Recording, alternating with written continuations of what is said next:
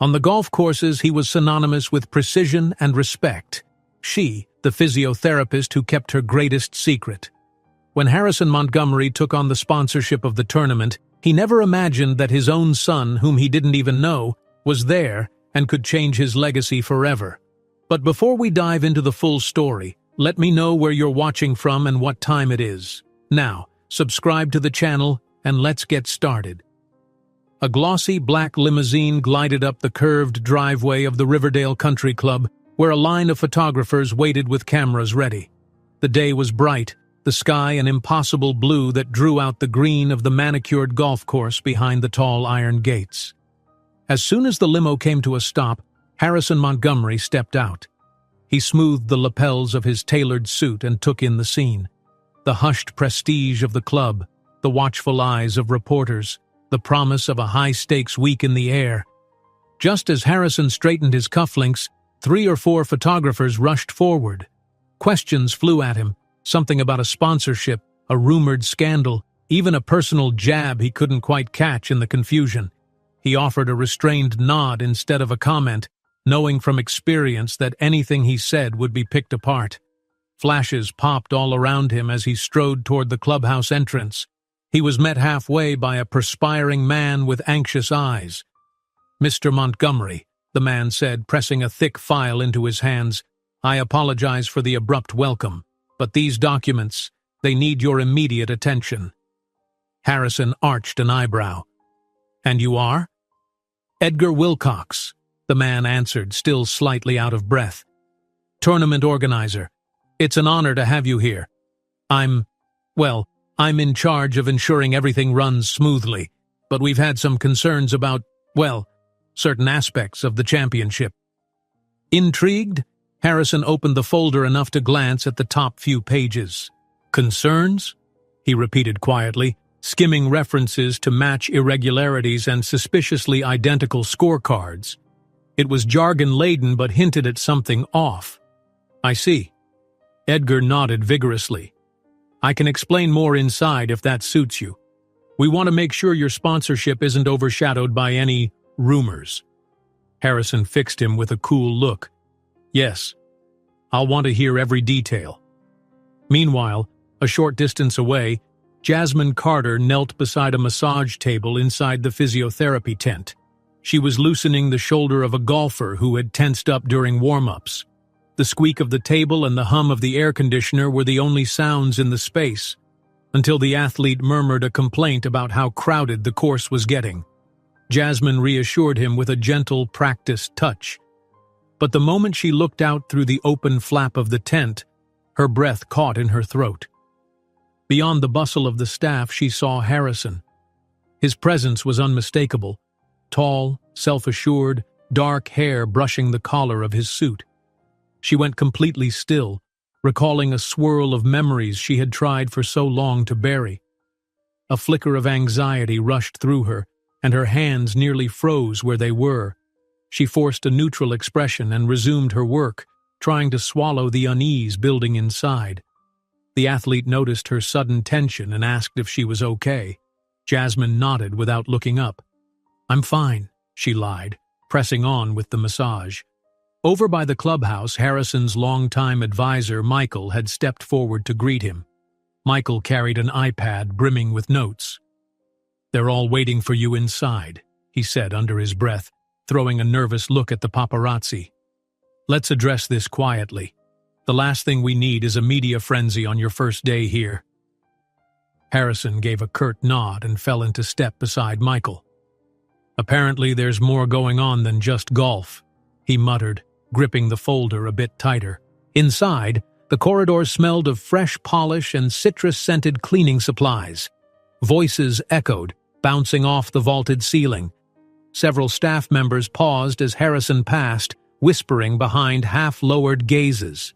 Edgar led them into a handsomely furnished office dominated by an oversized mahogany desk. The tournament director, a neatly dressed woman named Sheila, greeted Harrison with a cordial smile, though he detected worry behind her professional demeanor. She gestured to the seats. "We've had minor incidents," she began carefully. "Allegations of match-fixing that never amounted to anything. Mere gossip, if you ask me. Michael slid into a nearby chair, shoulders rigid. Harrison placed the folder on the desk, flipping to a page that had caught his attention. Gossip or not, my company has placed a substantial investment in this championship. I need the full picture. Sheila maintained her composure, though her eyes flickered with alarm when she saw the documents he'd been given. Rest assured, Mr. Montgomery, these matters are in hand. There's no cause for alarm. Harrison's tone was polite, yet firm. I have to make sure my name and my company's name doesn't get dragged through anything dubious. If there's even a hint of irregularity, we must address it.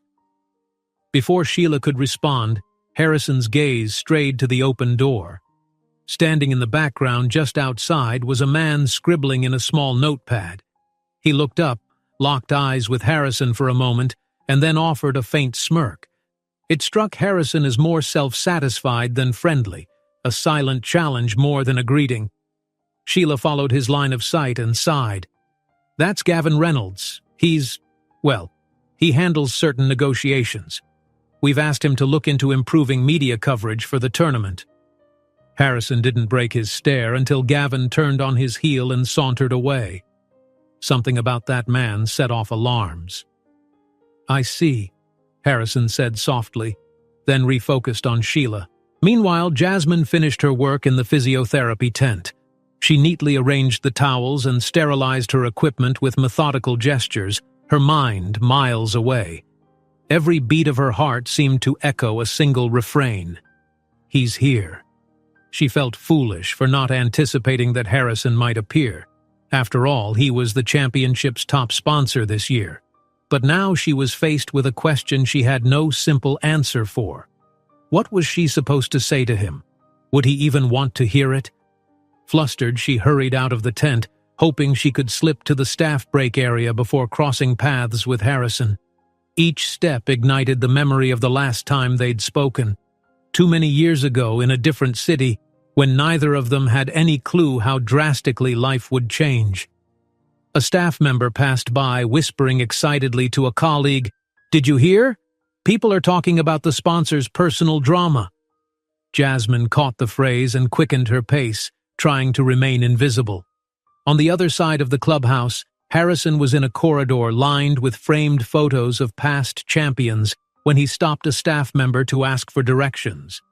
The young man, a junior event assistant, quickly complied, then hesitated as though he wanted to say something. Harrison picked up on his unease. "Is there an issue?" The assistant looked around nervously. "Not sure if I should mention this, but there have been these rumors. Something about you having a child from years ago. People are whispering. You know how gossip spreads." Harrison felt a jolt. "A child?" He tried to keep his face impassive. "Ridiculous," he murmured, more to himself than anyone else. Before the assistant could reply, a cluster of paparazzi materialized at the end of the corridor. Their camera shutters sounded like a flurry of mechanical clicks. "Mr. Montgomery," they shouted. "Rumor has it you fathered a child out of wedlock. Any comment?" Security personnel swooped in, forming a barrier between the cameras and Harrison. One persistent reporter tried to push through, yelling something about an illegitimate son, sparking a brief but intense scuffle. Harrison's breath came faster. He pressed a hand against the security guard's shoulder. "Stand down," he said quietly, wanting to end the scene quickly. He turned to the paparazzi. "I have nothing to say about baseless gossip," he stated, voice controlled. The corridor fell quiet. As the reporters backed away, snapping a few last photos, Harrison squared his shoulders. He'd faced rumors before, but something about this one felt more personal. He exhaled, determined to focus on the tournament issues at hand. If there was a problem with rigged matches, he would sort that out. The rest could wait. Late that afternoon, Jasmine stood behind the physiotherapy tent, absent-mindedly scrolling through old photos on her phone. She paused at an image of a bright-eyed little boy smiling at a birthday party. Her chest tightened. She wanted to believe she had done the right thing all this time by keeping her distance, But seeing Harrison today felt like a warning sign that her carefully built walls might be crumbling. At the same time, Harrison found a moment of solitude in a quiet corner of the clubhouse. He flipped to the final page of the urgent folder, scanning the explicit details of alleged payoffs and possible match-fixing orchestrated by unnamed parties. The deeper he read, the graver it looked. He sensed an undercurrent of corruption that could not be brushed aside.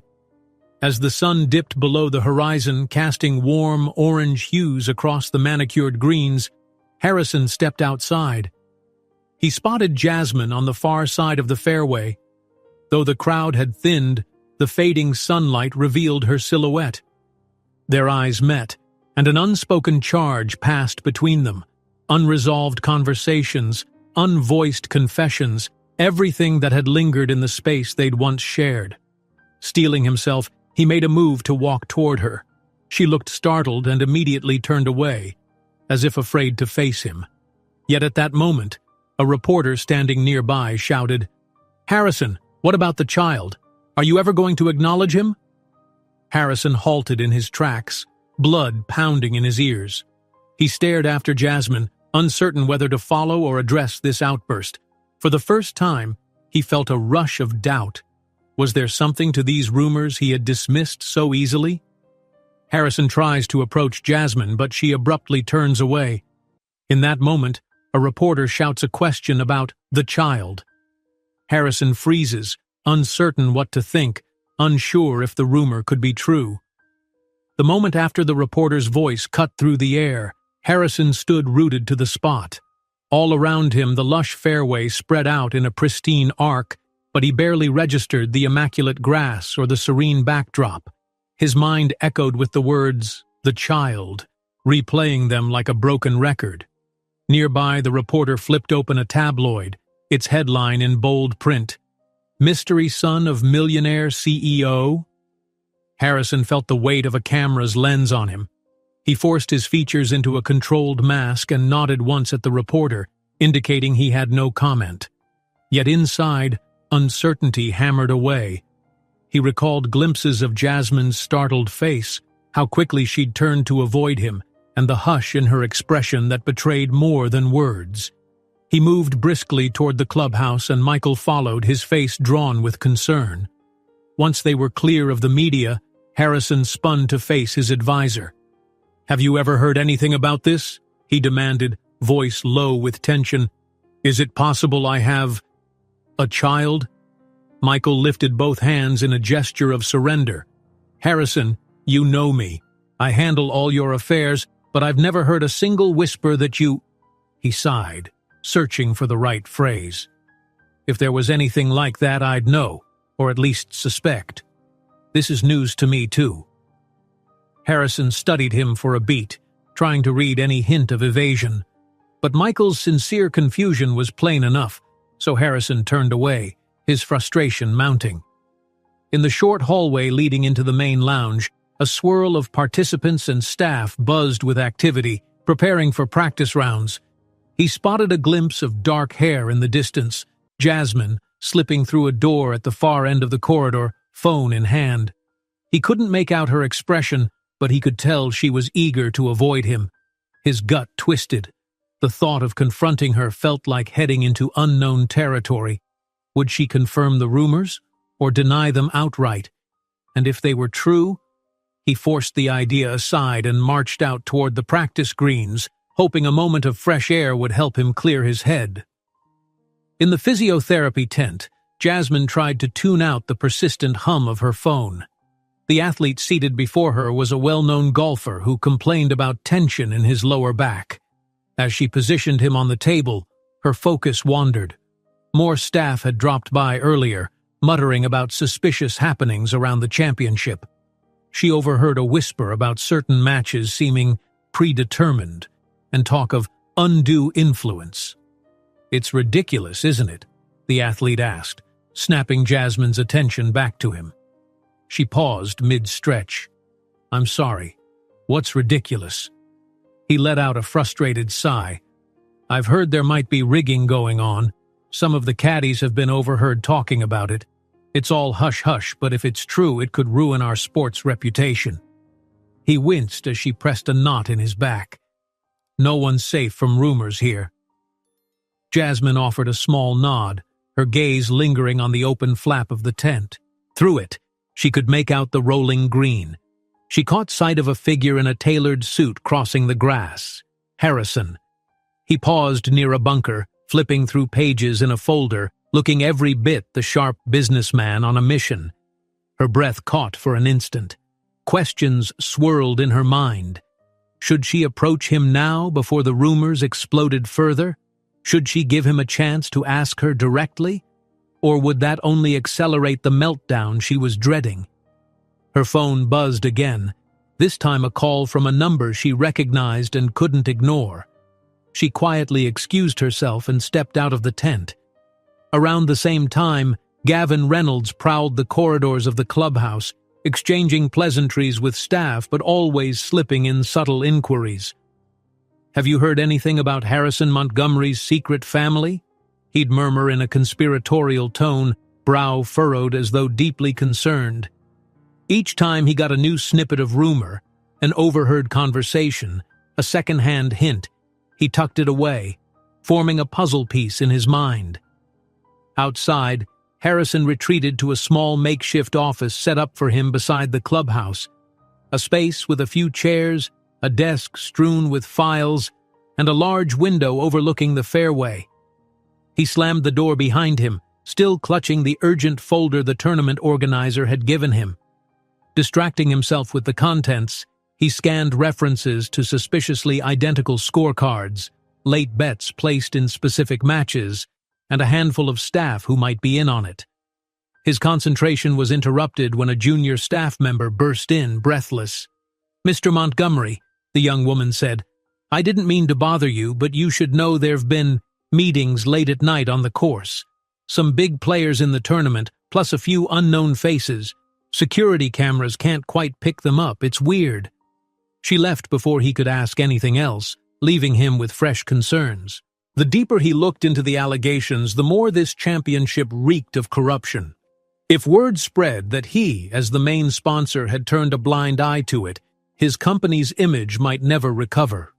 On the far side of the grounds, Jasmine was slipping through a narrow path toward a staff break area when she overheard two caddies whispering, their conversation laced with tension. "I'm telling you, this is bigger than we think. Some guys are placing guaranteed bets. They act like the scores are already decided." One caddy gestured anxiously, his voice dropping to a hush when he spotted Jasmine.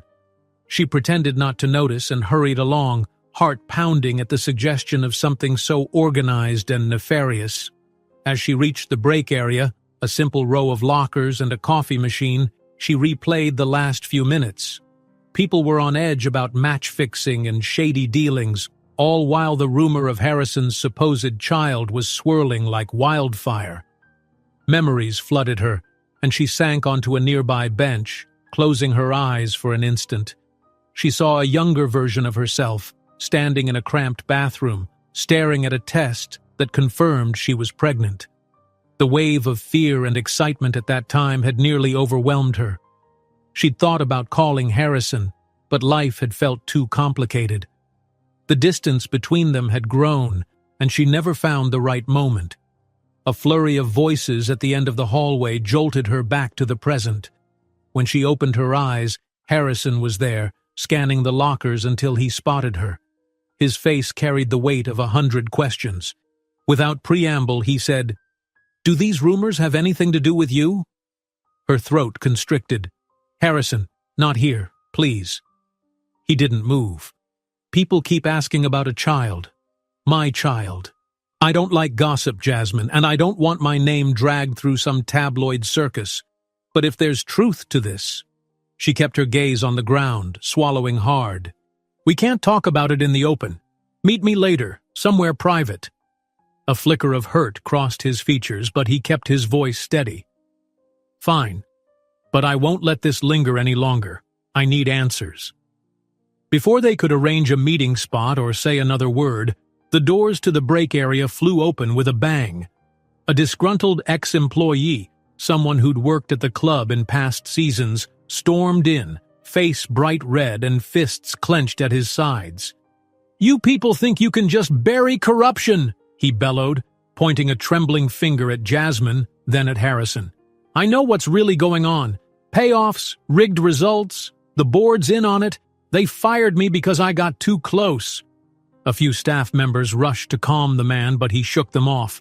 He hurled accusations in every direction, almost foaming at the mouth with rage. Harrison tried to step in, raising his palms in a gesture of calm.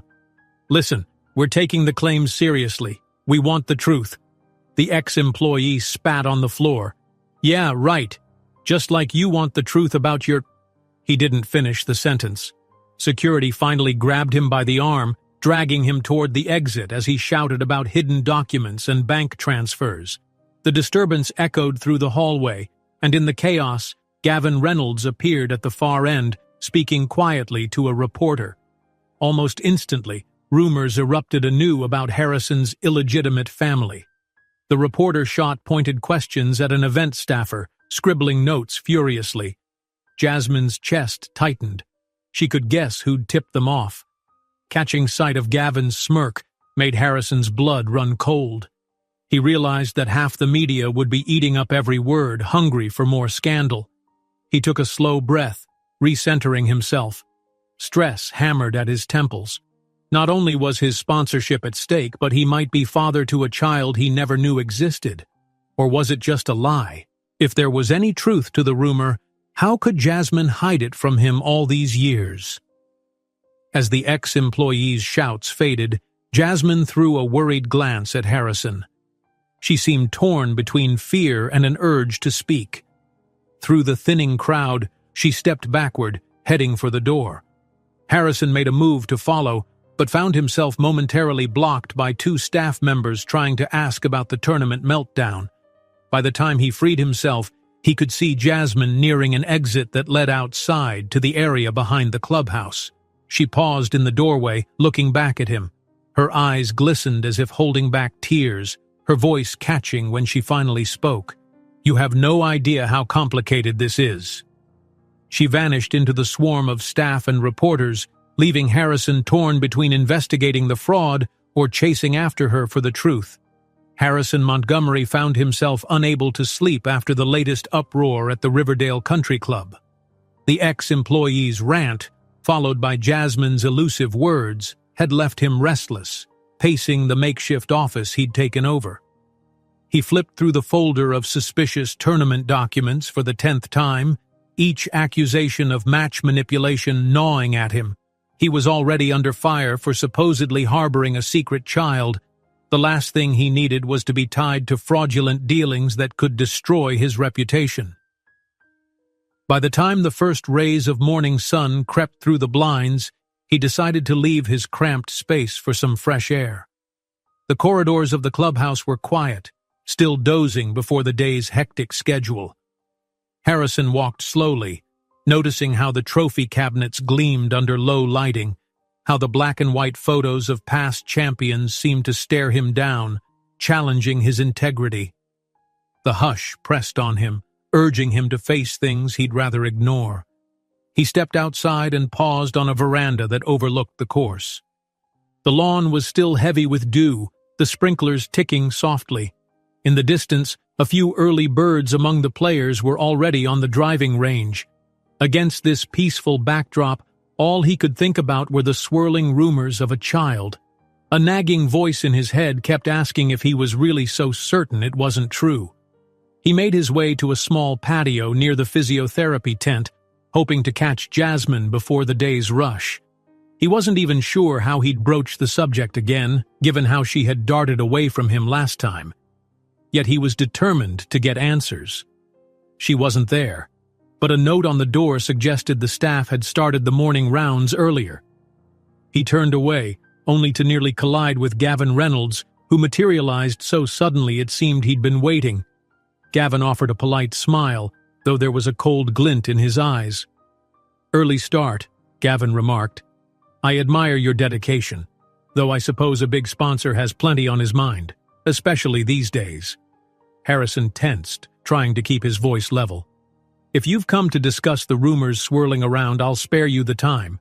I have no comment on anything personal. Gavin lifted his brows. Is that so? Because the tournament's credibility might hinge on how you handle personal matters. People are talking, Harrison. Things can get messy. He paused, then took a step closer, lowering his voice. I'm only offering a friendly warning. Harrison's jaw clenched. Every instinct told him Gavin was playing a game, and he had no patience for it. Whatever you're implying, get to the point, he said. Gavin just smiled. I'm sure you'll figure things out, he said smoothly. I'll see you around. With that, he turned on his heel and disappeared into the corridor leading back into the clubhouse.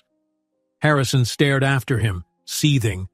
How exactly did Gavin plan to use this rumor against him? He forced himself to focus on the immediate priority, speaking to Jasmine. He found her at last in the physiotherapy area, massaging the knee of a golfer who winced whenever she shifted his leg. Despite the tension in the air, she was a picture of calm professionalism. She barely spared Harrison a glance when he entered. Once she finished tending to the athlete, he approached. We need to talk, he said quietly, but firmly. She nodded, though her gaze flicked around to check if others were listening. Give me 5 minutes. They walked side by side to a terrace at the far edge of the clubhouse. It was quiet there, a spot with a small outdoor table and a few chairs. Jasmine kept her arms folded as though she was cold, even though the morning sun was already warming the air. Harrison inhaled, trying to sound calm. These rumors about a child, are they about you and me? Jasmine's eyes lowered, and for a moment she seemed unable to speak. Then she gave a short nod. Yes, she whispered. A charged silence stretched between them.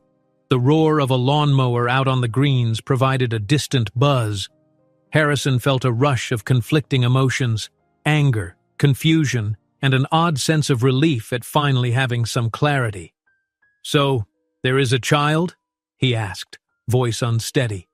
She licked her lips, gaze darting away. Yes, she said again, no louder than before. And before you ask why I never told you, trust me, I had my reasons. It wasn't some game or act of cruelty. I didn't know how to handle it back then. We were in different places, and by the time I thought about telling you, too much time had passed and I was scared. Harrison felt as if the ground had tilted under his feet. All the businesslike composure he prided himself on seemed to vanish. You should have told me, he said quietly. I could have helped. She swallowed, blinking back moisture that threatened to fill her eyes. I didn't think you'd want to deal with it, or that you'd believe me. I saw how you were with your life, your ambitions. I told myself it was better to raise him on my own. He raked a hand through his hair. His heart pounded at the realization that for years, somewhere out there, he had a son. What's his name? Jasmine hesitated, pressing her lips together before saying, His name is... Before she could finish, someone burst out of the clubhouse doors. Michael rushed toward them, an urgent look on his face. Harrison, sorry to interrupt, but there's a situation inside. The tournament organizer needs you. Something about new evidence of rigging has surfaced. Harrison exhaled shakily, meeting Jasmine's eyes. We'll continue this, he promised, voice laced with a mixture of resolve and raw emotion. She nodded, and they parted ways, each looking more burdened than before. Inside, the day was already unraveling. A wave of staff dashed about, exchanging frantic whispers and scanning official papers. At the center of it all stood Edgar Wilcox, the same man who had greeted Harrison upon his arrival. His brow shone with perspiration under the bright overhead lights. Harrison, it's bad, Edgar muttered. Someone's been leaking rumors that you're complicit in the rigging. They claim you paid off certain officials to guarantee outcomes. There's even a fake set of bank transfers with your name on them. Michael's posture stiffened. They've got to be forged. We need to show proof. The real records... Edgar cut him off. We're trying to gather that proof, but the tournament's board is in a panic. They're worried your sponsorship might become a liability. Harrison's temper flared. He'd spent years building his company's integrity, and now it was under siege. He heard the frantic chatter around him, someone mentioning bribes, others referencing hush money. It was all swirling, unstoppable. He turned to Michael. "We need to track down who's behind this. I'm guessing Gavin's involved, but I have to be sure." Just then, Jasmine's voice rose above the commotion. "Harrison, come here for a second," she said, standing near a desk stacked with files. She held a stack of printed emails from an anonymous tipster. "These were sent to the physiotherapy department's general inbox," she explained quietly. "Maybe because they knew staff were easier to reach. It names certain players and officials. It's loaded with details, times, places, even phone numbers. I'm not sure if it's legitimate, but it looks real." Harrison scanned the pages. The volume of information was staggering. "This is exactly what we need," he said, adrenaline pumping. "If these are genuine, we can trace the chain back to whoever's orchestrating this whole mess." Jasmine nodded, her expression torn between relief and apprehension. "I hope it helps you, but also, be careful. This is all happening fast, and someone out there wants to protect themselves by destroying you." He recognized the flicker of fear in her eyes, the same fear that had kept her silent for years. He reached out and gently squeezed her shoulder. "I'll make sure the truth comes out," he said, letting a rare moment of tenderness slip through his guarded demeanor. "And about what we were discussing before, I want to hear everything. I won't run from it." Jasmine managed a small, shaky smile. "Okay," she whispered. Their moment was cut short by a noisy commotion in the foyer. A cluster of cameras flashed as reporters pushed inside. Security guards tried in vain to block them. Harrison caught snatches of their shouted questions. "Care to comment on the accusations? Is it true you're paying off officials? What about the love child rumor?" In the midst of the uproar, Gavin appeared again. This time he wore an expression of false sympathy as he chatted with a well-known journalist, lightly touching her elbow as though confiding in a friend. Harrison glared at him across the foyer, suspicion roiling like a storm in his gut. He suspected Gavin had planted more than a few seeds of chaos. Harrison spent the rest of the day in tense meetings, scanning documents, calling lawyers, and repeating the same explanation. The fraudulent records implicating him were entirely fabricated. His mind kept straying back to Jasmine's revelation. Each time he recalled the moment she admitted to having his child, his pulse quickened, a mix of guilt and a strange, protective instinct welling up in him. By the time the sun sank toward the horizon, painting the golf course in hues of gold and pink, Harrison felt almost numb from exhaustion. He stood on a wide balcony that overlooked the 18th hole, phone in hand. The sky's colors slowly deepened, and the silhouettes of late golfers blended into the waning light. A sudden vibration in his palm pulled him from his reverie. He glanced at the screen. A new message. The sender's ID was blocked, but the text displayed clearly, "If you want to save your reputation, meet me tonight. Come alone."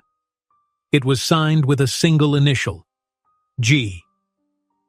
As the sun sets over the fairway, Harrison's phone lights up with a message from Gavin. "If you want to save your reputation, meet me tonight. Come alone." Harrison stood under the glow of the moonlight, the swish of a distant sprinkler the only sound cutting through the hush of the golf course. He found himself at the deserted driving range, following the cryptic message Gavin had sent. The day's tension weighed heavily on him, a constant reminder of the precarious situation he was in. For a moment, he simply stood there, letting his eyes adjust to the darkness. A light breeze brushed across the grass, carrying the faint scent of freshly cut turf. He glanced at his watch. Almost midnight. The shadows played tricks on his vision, but at last he spotted a figure stepping out from behind a line of tall hedges. Gavin. The man's silhouette was outlined by a few distant lights, and as he walked closer, Harrison could make out the self-satisfied twist to his lips. "You came," Gavin said, sounding smug. "I take it you received my message." Harrison kept his expression neutral. "What do you want?" Gavin circled him slowly, as though admiring his own handiwork. "I want you to back off," he said. "All these investigations into the so-called rigging, the way you're digging for evidence, it's not good for anyone. Certainly not for you." Harrison studied Gavin's face, looking for a hint of the man's endgame. "So this is a cover-up," he said, "and you're threatening me if I don't drop the matter." Gavin chuckled softly. "Let's just say, sometimes it's best not to scratch too hard at certain surfaces. You might find things you'd rather not see." His eyes glimmered with a cold warning. "You've got enough on your plate. A scandal involving your business ties, rumors about a child you never acknowledged, all those headlines just waiting to go viral." Harrison clenched his jaw. The flash of Jasmine's face crossed his mind. The way she'd admitted he had a son, her voice barely above a whisper. He wondered how much Gavin knew or was simply guessing. "Those rumors are none of your concern," he said. "On the contrary," Gavin replied, taking a step closer. "I can make sure they stay rumors, or I can turn them into a major news story that'll destroy your image as the brilliant, unstoppable CEO. It's your call." Harrison tried to keep his composure, but a flicker of fear passed through him. He'd faced business competitors before, endured tough negotiations, but nothing quite like this. "You're blackmailing me." Gavin only shrugged. "If you want to call it that, fine. Or you can see it as a gentleman's agreement. You stop investigating, and the tabloids remain quiet about your personal secret. And believe me, they would love to tear you apart if they get proof of your hidden family. Can you imagine the headlines?" For a long moment, Harrison didn't speak. He wanted to lunge at Gavin to shout back that he wouldn't be bullied, but the weight of his uncertain fatherhood pressed down on him. Finally, he forced out a steady breath. "I won't be part of any corruption. I won't let you bury evidence if there's fraud in this tournament." Gavin's smile died away. "Think carefully. The moment I walk away, I'll make sure the cameras are all pointed at you and your child. If you can't see how that ends, you're more naive than I thought." He let that linger for a moment, then turned and strode away, disappearing into the shadows as smoothly as he'd arrived. Harrison remained where he was, heart thudding in his chest. His mind reeled with the implications. If he stopped investigating, he might lose his integrity. If he pressed on, Gavin would target not just him, but Jasmine and the child. Part of him itched to chase after Gavin, to confront him physically, but that wouldn't solve anything. It might even play straight into Gavin's plan. Back at the clubhouse, the corridors were mostly dark. Jasmine had decided to stay late, hoping to avoid attention while she tidied up the physiotherapy station.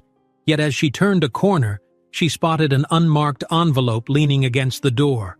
It had no name or label, just a neat slip of paper inside when she opened it, and a single photograph. It showed her son playing in the parking lot of a local cafe earlier that very afternoon. The angle suggested it had been taken from a car window. The sight made her stomach lurch. Whoever sent it wanted her to know they were watching, and that message could only mean one thing. She and her boy were pawns in a bigger game. Hands trembling, Jasmine shut the door and locked it. She couldn't stand still.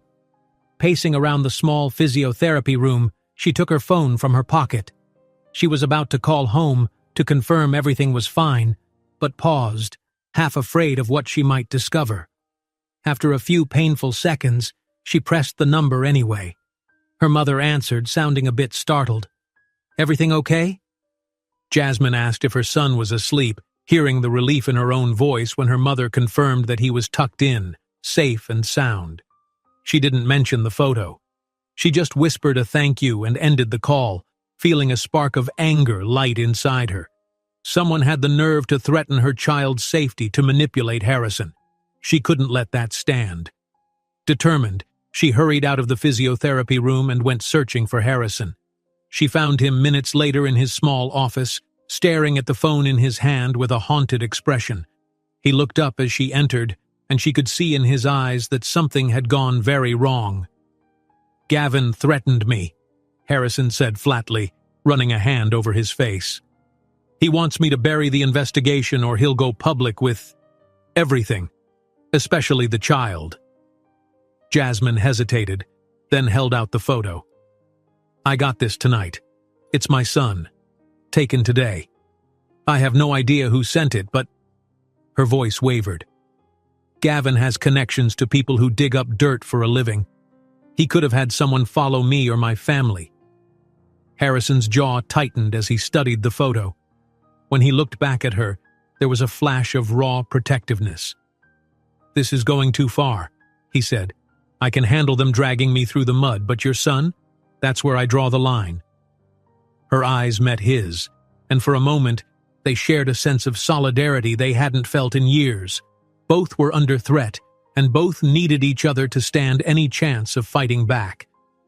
We have to expose what's really happening, Jasmine said. If they think they can use him against me, or leverage you into some cover-up, they'll just keep pushing. Harrison nodded, though a knot of fear tightened in his chest. Agreed. Michael and I have been gathering all the evidence we can find, but we're missing key pieces. Gavin's trying to force me to back down. That means he's definitely hiding something bigger. Paparazzi lights flashed through the windows just then, catching them both off guard. Harrison pulled the blinds shut. Journalists had grown bolder in the past few hours, scouring the clubhouse for anything to feed the scandal. It put everyone on edge, even staff who had no stake in the matter. Jasmine glanced out a side window, spotting a few camera-toting individuals drifting around the parking lot. They're everywhere, she muttered. Any hint of new drama, and they'll pounce. Harrison mustered a grim smile. Let them. Meanwhile, we'll do what we must. He took her to see Michael, who had been poring over tournament records in a small back office. Under his breath, Michael updated them on the latest.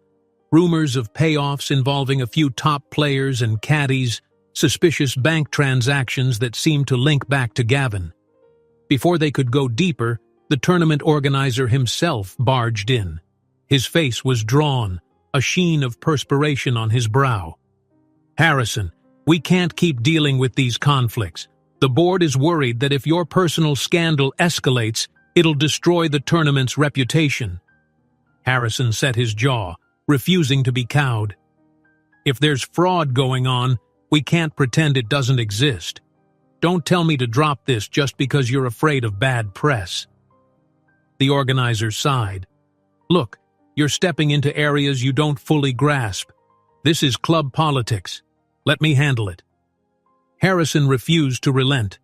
Are you implying Gavin's not alone in this? You know he's behind the intimidation, forging documents, possibly blackmailing people. Stop, the organizer snapped, panic flickering in his eyes. You'll make things worse if you keep throwing accusations around.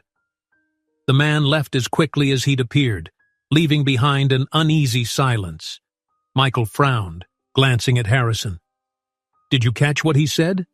He basically admitted Gavin isn't working solo. Jasmine's expression remained resolute. She reached inside her bag and retrieved the threatening photo again, her hand shaking slightly. We have to move fast. This isn't going to end on its own. Harrison gently set a hand on her arm.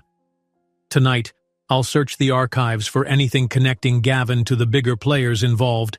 If we can find one definitive record or a paper trail, we can corner him.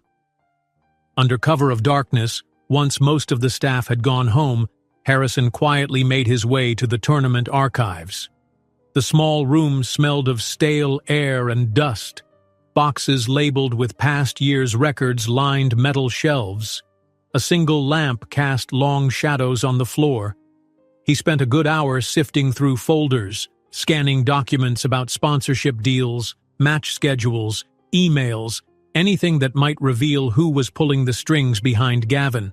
Old receipts, contract addendums, references to mysterious transactions. Gradually, he sensed he was close to stumbling onto something significant, especially when he discovered a box with "Personnel Confidential" scribbled on the front in black marker. He had just opened it when the door creaked. Harrison jerked his head up to see a security guard standing there, baton in hand, a no-nonsense expression on his face. "You're not authorized to be here, sir," the guard announced, stepping closer. "I'm going to have to escort you out." Harrison tried to protest.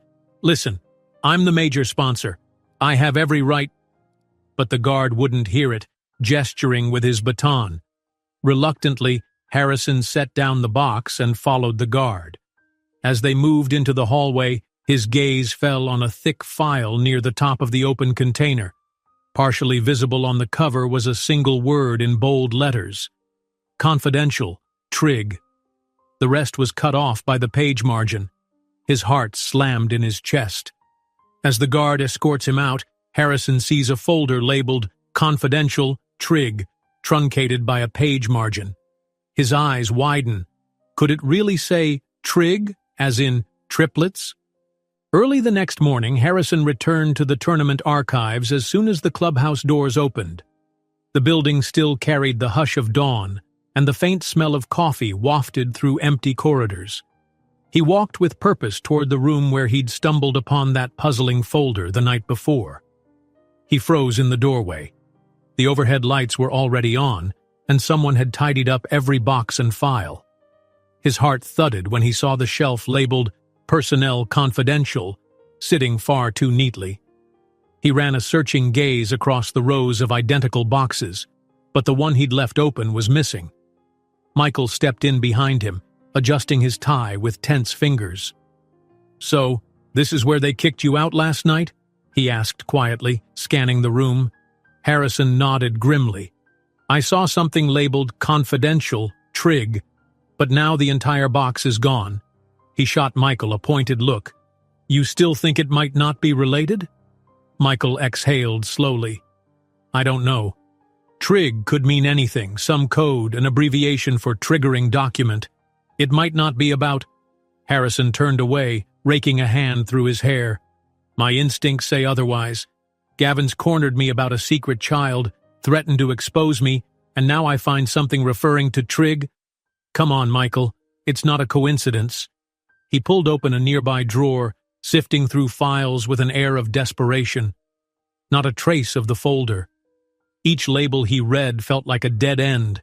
Membership rosters, staff rosters, past sponsorship agreements. Everything but what he sought. Eventually he gave up, sinking into a chair with frustration etched on his face. Michael put a hand on his shoulder. "Look, we'll keep digging. This whole place is on edge. Someone must have grabbed that file and hidden it. Maybe we can figure out who had early morning access." Harrison glanced at his watch, remembering he had a meeting with the tournament organizer soon. "Fine," he muttered. "But watch Gavin. If anyone's covering their tracks, it's him." They left the archives, stepping back into the main hallway where tournament staff were already bustling about. The day felt electric with anxiety. Conversation and movement had a staccato pace, as though everyone feared some new revelation might topple the entire championship. Meanwhile, in the physiotherapy tent, Jasmine was treating a golfer for a sprained wrist. She gave him instructions to gently rotate his arm and ice it afterward. But her mind was elsewhere, replaying her brief conversation with Harrison from the night before. He'd mentioned seeing a suspicious folder, something that hinted at Trig. She had felt an immediate jolt of unease. Could he be that close to discovering the truth, all of it, in one fell swoop? The athlete winced under her touch. "Sorry," she murmured, adjusting her approach. She finished the session quickly and stepped outside for a breath of fresh air. As soon as she checked her phone, she saw 3 missed calls from home. Her mother had sent pictures of her 3 boys, each in various states of morning chaos, cereal on one face, a shoe on the wrong foot, and a victorious grin from the third who had apparently outrun his brothers in some small race around the kitchen. Jasmine stared at the pictures, a pang of love tightening her chest. She longed to be with them, to hold them close and keep them out of harm's way. But she couldn't just leave. Not when threats lingered everywhere. Not when Harrison was teetering on the edge of finding out the entire truth. She closed her eyes for a second, steeling herself, then headed toward the staff lounge to clear her head. She hadn't made it more than a dozen steps before Harrison spotted her from across the corridor. The urgency in his face made her heart skip. He caught up with her, voice pitched low so passers-by wouldn't overhear. "We need to talk in private," he said, glancing around. She nodded. "Let's go upstairs. There's a small conference room nobody uses this early." They walked quickly, ignoring a few curious glances. Once inside the room, she locked the door. The space was simple: a round table, 4 chairs, and a window overlooking the practice greens. Harrison folded his arms, tension rolling off him in waves. She spoke first. "I know you found something last night, or almost did." He nodded. "It disappeared before I could see everything. Confidential. Trig. That's all I got." He paused, studying her. "Jasmine, is there more than one child? Is that what Trig stands for?" Her expression tightened. "You have to understand, I never intended to hide this forever." He held up a hand. "Stop. Just tell me. Are there more?" She lowered her eyes, inhaling slowly. Her next words came out in a whisper, so faint he had to lean in to catch them. "Yes. 3. Harrison's eyes went wide. He'd braced himself for a possibility of twins, maybe. But 3? That single word seemed to echo in the hush of the room, crashing through every assumption he'd clung to. His mind reeled at the implications. "You're telling me," he said carefully, "that I have 3 sons? Triplets?" Tears glistened in her eyes and she gave a tiny nod. "They're healthy. They're wonderful. And they know nothing about you. I've kept them away from all this, for their safety." He let out a shaky breath, feeling anger, awe, guilt, and protectiveness swirl through him all at once. "Jasmine, you should have told me from day one." She swallowed hard. "I know. I was scared. You were so focused on your business empire, traveling the world, making headline deals. I didn't see how telling you would do any good. And then years passed, and it got harder and harder to say anything. I couldn't bear the idea of them being used as leverage if people found out." At that, a ripple of cold realization passed through him. "Which is exactly what Gavin's trying to do now, isn't it?" She closed her eyes, pain etched across her features. "He might. He's already sending me threats, pictures of my boys. That's how I know he has people watching. So yes, I've been terrified." Harrison stood there in silent turmoil. A part of him wanted to demand more answers, dates, details, everything.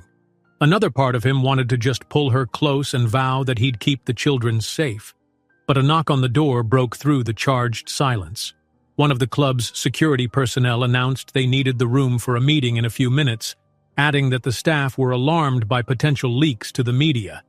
Harrison and Jasmine, forced out, left by a side entrance to avoid a crowd of journalists assembling nearby.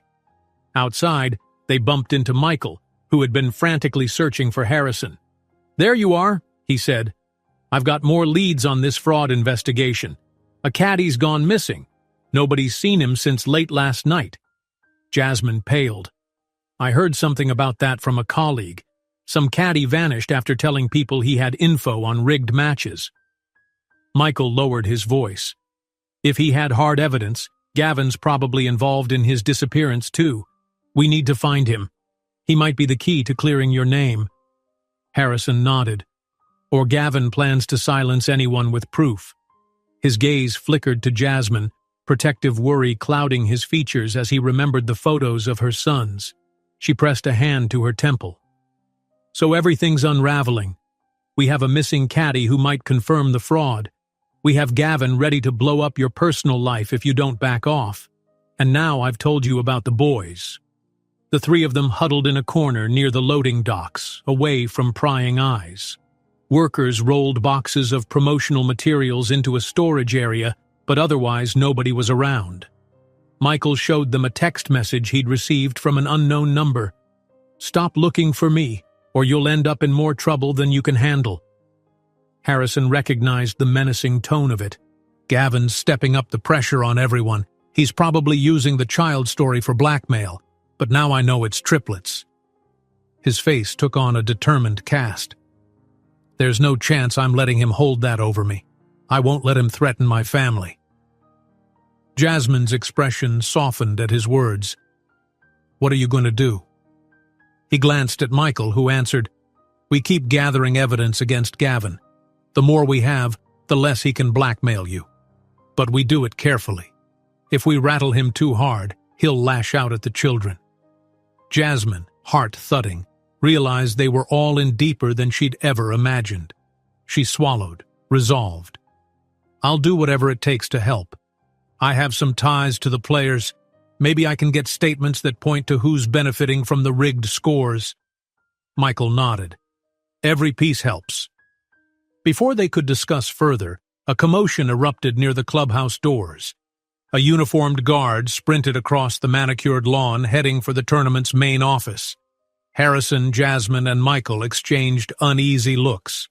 More trouble, no doubt. As if on cue, one of the junior staff ran up, breathless.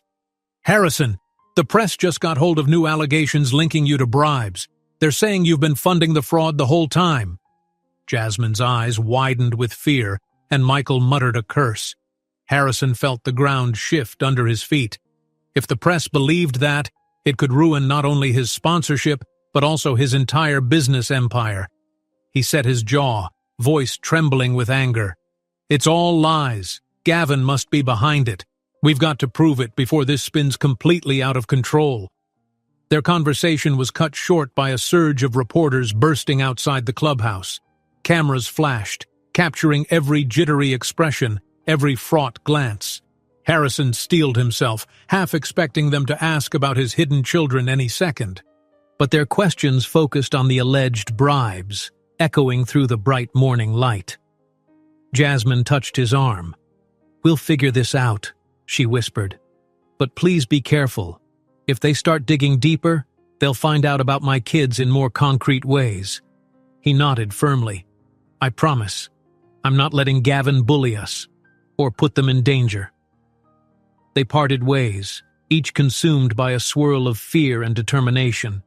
For Harrison, the knowledge that he wasn't just a father but the father of 3 had changed everything. He couldn't stand idly by while Gavin threatened to use innocent children as a bargaining chip. At the same time, proving his innocence in this rigging scandal was essential, or he'd never be able to offer those kids a stable future.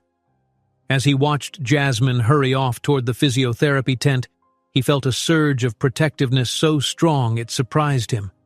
No matter how complicated things had been between them, no one would harm her or the boys on his watch. He opened his phone, scanning through his messages. One in particular caught his eye, an anonymous tip from someone claiming to have seen Gavin meeting with a high-ranking tournament official in secret. This might be a lead. If he could gather enough proof, maybe it would all come tumbling down. Harrison stands in the corridor, eyes blazing, declaring he won't let anyone threaten his children. A journalist snaps a photo of his intense expression, capturing the moment he decides to fight back. A bright flash went off, and for a moment, Harrison couldn't see anything but white spots in his vision. The journalist who took the photo looked smug as he lowered his camera. Harrison clenched his jaw, then turned to Michael, who stood nearby with tension written across his features. "This ends now," Harrison said under his breath. He took one final glance at the press crowd pushing closer, then stepped inside a corridor that led to a back office. Michael hurried after him, shoving aside the door to grant Harrison space to pass. The hallway was quieter, the hum of the overhead lights a stark contrast to the chaos outside. Together they marched toward a small conference room where the tournament director Sheila waited behind a cluttered desk. She looked pale, her usual composure shaken. "We have a problem," Harrison announced, tossing a few printed documents onto the desk. "These are partial records showing where bets were placed right before matches began, patterns suggesting some players already knew their final score in advance." Sheila swallowed, glancing at Michael, then back at Harrison. "I don't know what to say. The board is panicking.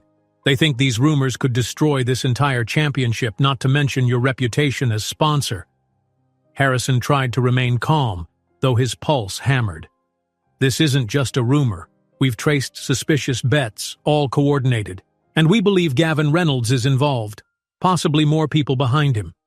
She folded her hands as if to steady them. Let's not jump to naming names. We don't know who else is pulling strings. There could be outside forces influencing this, gambling rings, high-level investors. We can't be sure. A tremor in her voice suggested she was searching for any excuse to deflect responsibility. Michael stepped forward, leaning on the desk. We need the club's cooperation to expose what's happening. If we can't count on it, then every day that passes makes it look like Harrison's complicit. Sheila's anxious gaze flicked to the papers. Then, with a sigh, she tried to muster some authority. I'll bring this to the board, but please, discretion is key. The press is already swarming. Just then, the shrill ringtone of a phone echoed in the hallway. It was Jasmine's, left on vibrate inside her lab coat pocket. She'd arrived at the meeting a second late and hovered in the background, not wanting to intrude.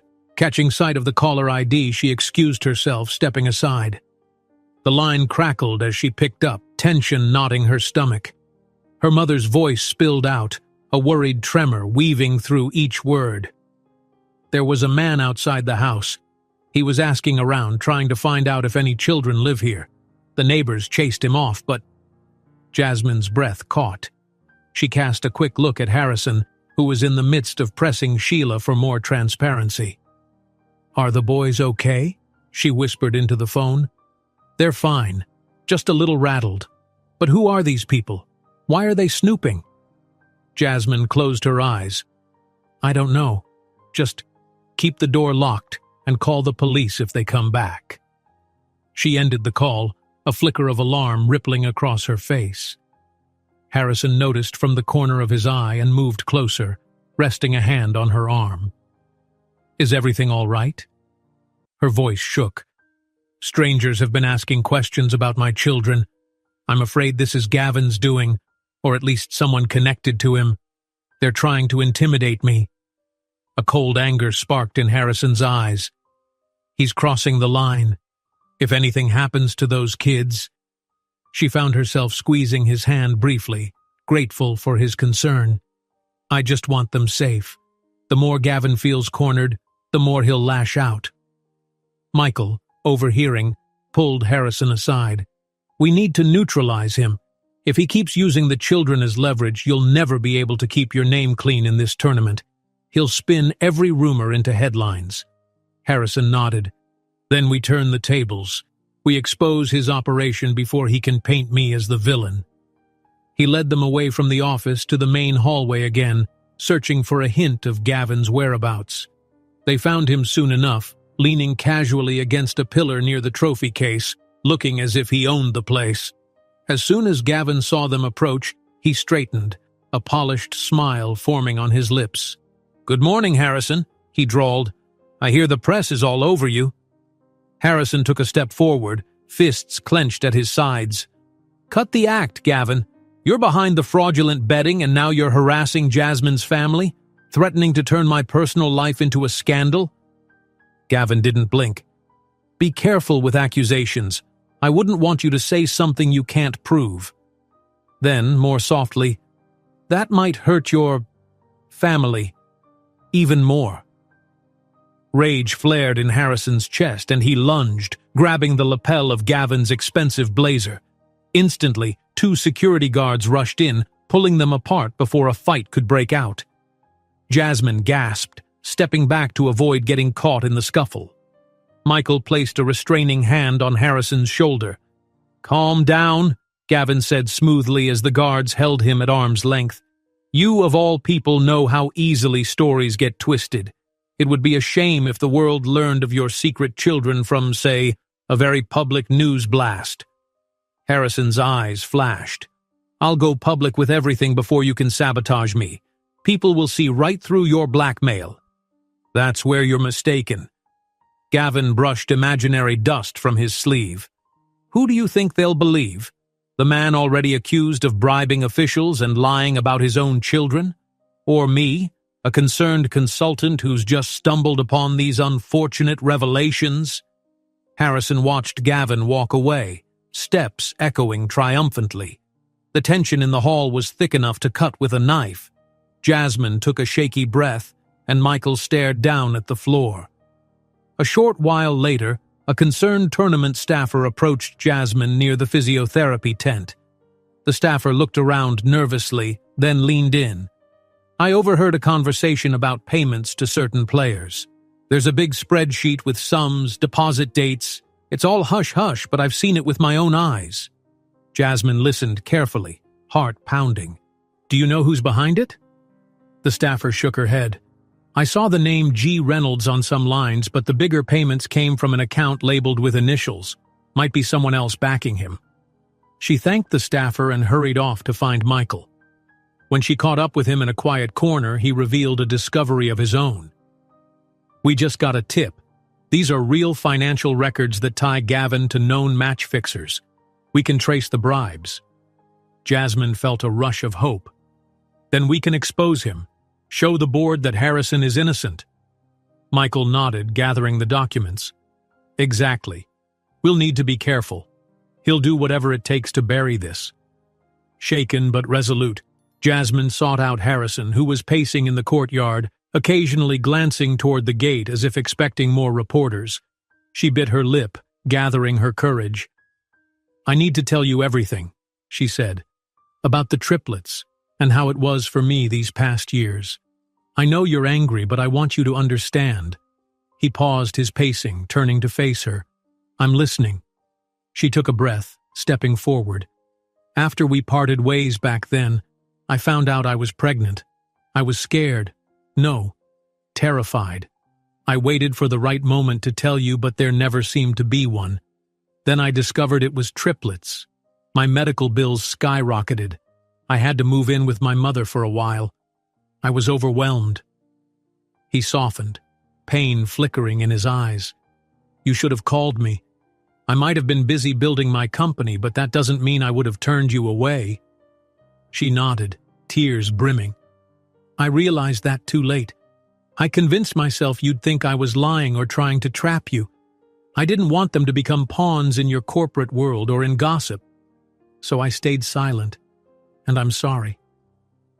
Harrison's jaw tightened. "You don't have to apologize for protecting them, but I could have helped." Before Jasmine could respond, her phone buzzed. She read a text message, eyes widening. "Someone's about to go public with a story about your child, your children. A journalist just posted a teaser online. CEO's secret fatherhood revealed. They'll probably name me, or at least hint at who I am." Harrison cursed softly under his breath. "Then we're out of time. If they break this story without context, Gavin will twist it into a deadbeat father narrative." He looked away, thinking. The only path he saw was a risky one. A press conference, telling the truth himself.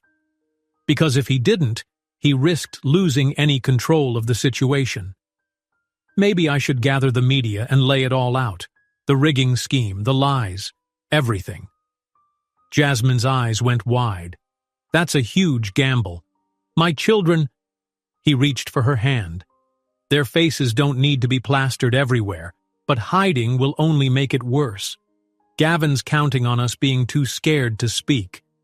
She swallowed, deeply uneasy.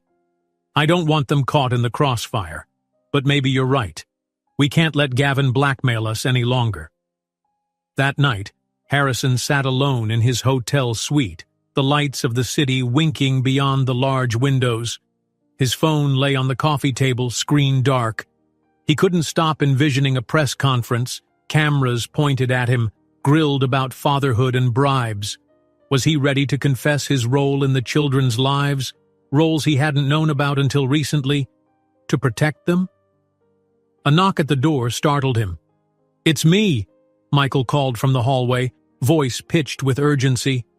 Harrison opened the door, letting Michael in. His advisor looked rattled, sweat forming at his temples. "Gavin just released a statement," Michael said, breathless. "He's accusing you of bankrolling the entire fraud." Harrison stared at Michael, feeling his heart jolt as he heard the accusation. "He's accusing me of bankrolling the entire fraud?" he repeated, disbelief making his voice crack slightly. He saw the worry etched on Michael's face. the way he clutched his phone like it was a hand grenade about to explode. Michael nodded. Gavin posted an official statement online, hinting he has incontrovertible proof that you've been paying off tournament officials and players. The media is eating it up. Harrison felt a surge of anger. Proof, he muttered. I'd love to see what he's fabricated this time. He threw on a jacket and moved toward the door of the hotel suite, Michael on his heels. Come on, we need to do damage control. They made their way downstairs to the lobby, where a handful of reporters waited, snapping photos. Cameras flashed, and a microphone was thrust at Harrison's face before he even exited the elevator. Mr. Montgomery, do you deny these allegations that you funded the match-fixing scheme? A journalist asked, voice tense with excitement. Is it true you threatened to ruin the careers of players who wouldn't cooperate? Another yelled. Harrison kept his head high, his expression impassive. I categorically deny these false accusations. My team and I are gathering the real facts. Security pushed the reporters back, giving Harrison and Michael enough room to slip out a side entrance. Even so, Harrison could feel the intensity of the stares on his back, the swirl of rumors building like a tornado behind him. Once outside, they ducked into a waiting car. The driver nodded to Michael, and the vehicle peeled away from the curb. The city streets flashed by in a blur of headlights and neon signs, yet all Harrison could see in his mind's eye was Gavin's smug grin. Every time he thought about it, fury bubbled up, threatening to shatter his composure. Where to? The driver asked, checking the rearview mirror. Harrison turned to Michael. We need to talk to the tournament board. They can't believe Gavin's lies if we show them the real evidence we've got. Michael nodded, scrolling on his phone. Let me see if Sheila can arrange a meeting in the next hour. The board's in chaos, but we might still have some allies. As they headed toward Riverdale Country Club, the phone in Harrison's pocket buzzed. He glanced at the screen, expecting more bad news, but it was Jasmine. Her tone, when he answered, was both relieved and tense.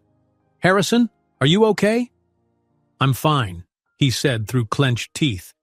Gavin's cranked up the pressure. Now he's spinning a story that I'm the mastermind behind all of this. She let out a frustrated sigh. I'm worried. I've had calls all morning, media types hounding me to confirm if you've been paying off officials. They're also fishing about the triplets, but I'm not saying a word. He pictured her expression, the worry lines on her forehead, and wished he could fix this. Look, keep the boys out of sight. We'll get through this. Michael and I are on our way to meet the board. All right, please be careful, she said softly. There was a pause. And, thank you for standing up for us. I know it's complicated. He only nodded, though she couldn't see him. I'll call you later. Moments later, they arrived at the country club's side gate. The guard, recognizing Harrison's car, waved them through. Even from a distance, they could see paparazzi clustered near the main entrance. A security team had placed barricades and was doing its best to prevent them from flooding the premises. Inside the clubhouse, tension simmered like a pot on the verge of boiling over. Staffers whispered in corners, and a group of professional players passed by, shooting Harrison distrustful glances. He realized that Gavin's smear campaign was working. People were starting to doubt him. They found Sheila pacing outside the conference room. The lines around her eyes looked deeper than usual. They're waiting for you, she said, opening the door. I tried to talk sense into them, but after Gavin's announcement, Harrison stepped into the room, scanning the anxious faces of the board members seated around the long table. A couple avoided eye contact. One cleared his throat nervously. Before Harrison could speak, a board member with salt and pepper hair shook his head. We've received serious allegations that you've been funneling money into secret accounts. Gavin Reynolds claims he can produce the documents to prove it. This could ruin not just you, but the entire championship. Michael placed a stack of papers on the table. We have data here suggesting that the real money trail leads to Gavin. He's framing Harrison to divert attention from his own involvement.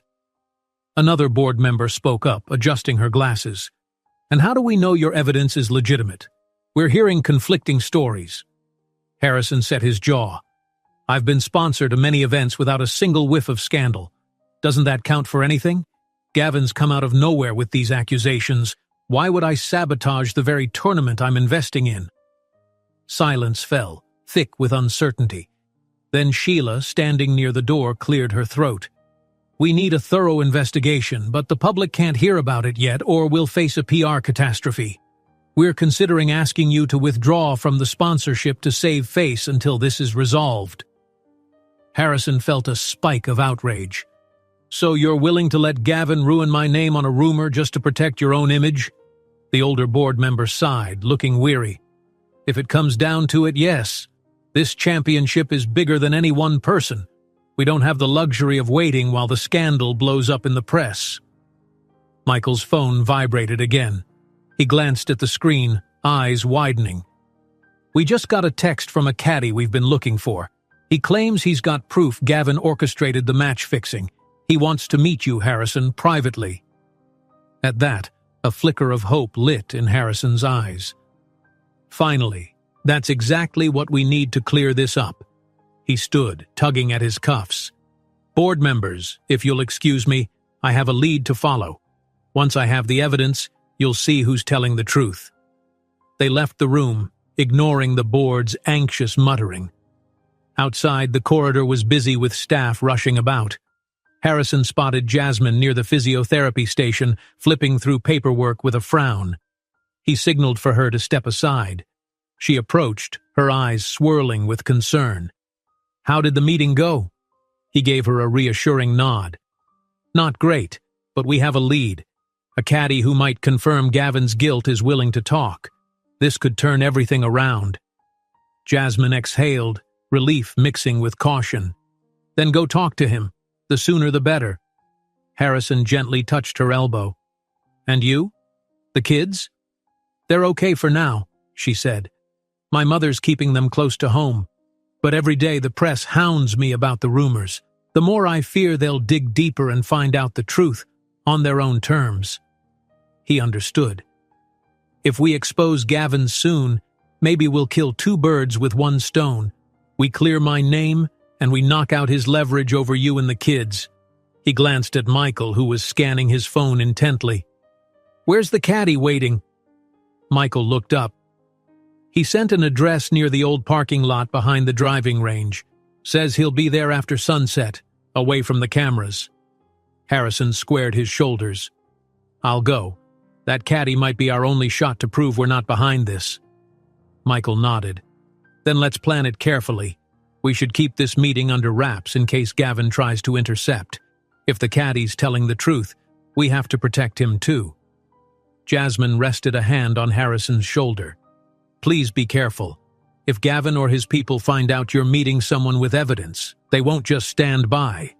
Their eyes locked for a beat. I promise I'll do whatever it takes to end this, Harrison said quietly. For you, for our children, for everything that matters.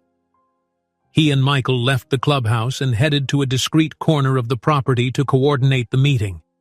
The plan was to go near dusk, when the crowd thinned and the press were less likely to follow. Harrison tried to steel himself, ignoring the persistent swirl of headlines painting him as a fraud. Michael placed a call, verifying the caddy's presence. He sounds terrified, Michael murmured after he hung up. He said he has documents, maybe recordings, but he insisted you come alone. Harrison felt the weight of that responsibility. If he could secure the evidence, he might finally stop Gavin's smear campaign. He turned to Michael. Let's do it. I'll meet him at 8. Michael clasped his arm.